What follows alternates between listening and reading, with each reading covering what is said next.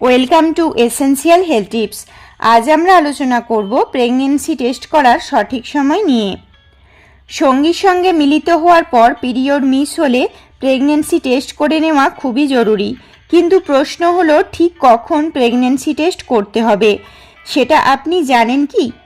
যে কোনো সময় প্রেগন্যান্সি টেস্ট করলে কিন্তু এই ফল পাওয়া যায় না। আপনি এখন প্রেগনেন্ট হতে চান বা না চান, প্রেগন্যান্সি টেস্ট ঠিক কখন করা উচিত?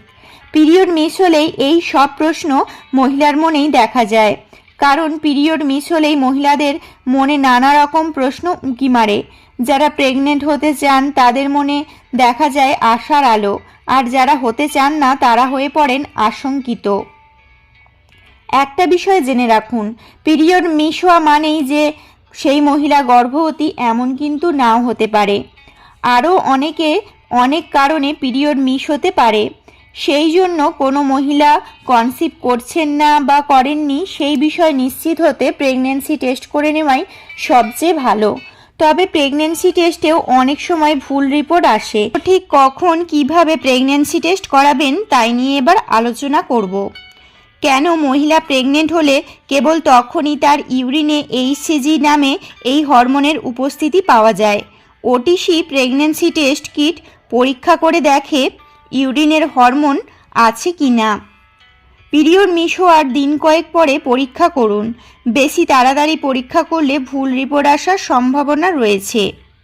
আপনার পিরিয়ড যদি অনিয়মিত হয় বা প্রতি মাসেই একটু পিছিয়ে যায়, তাহলে পিরিয়ডের লাস্ট দিন থেকে 35 বা 40 দিন অপেক্ষা করার পর টেস্ট করুন।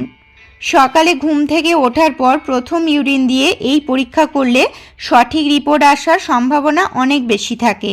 কারণ সকালে ইউরিন অনেক বেশি ঘনীভূত অবস্থায় থাকে।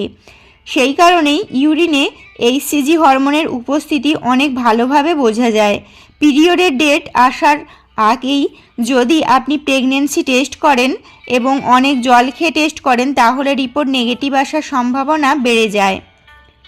তো বন্ধুরা, ভিডিওটা ভালো লাগলে লাইক এবং শেয়ার করবেন, এবং আপনার মনে কোনো প্রশ্ন বা সাজেশান দেওয়ার থাকলে অবশ্যই আমায় কমেন্ট করতে একদম ভুলবেন না। স্বাস্থ্য বিষয়ক এরকম আরও অনেক টিপস পেতে চ্যানেলটা অবশ্যই সাবস্ক্রাইব করুন এবং আমাদের পাশে থাকবেন, যাতে কোনো নোটিফিকেশান এলে সাথে সাথেই আপনার কাছে পৌঁছে যায়। ভিডিওটা দেখার জন্য অনেক ধন্যবাদ।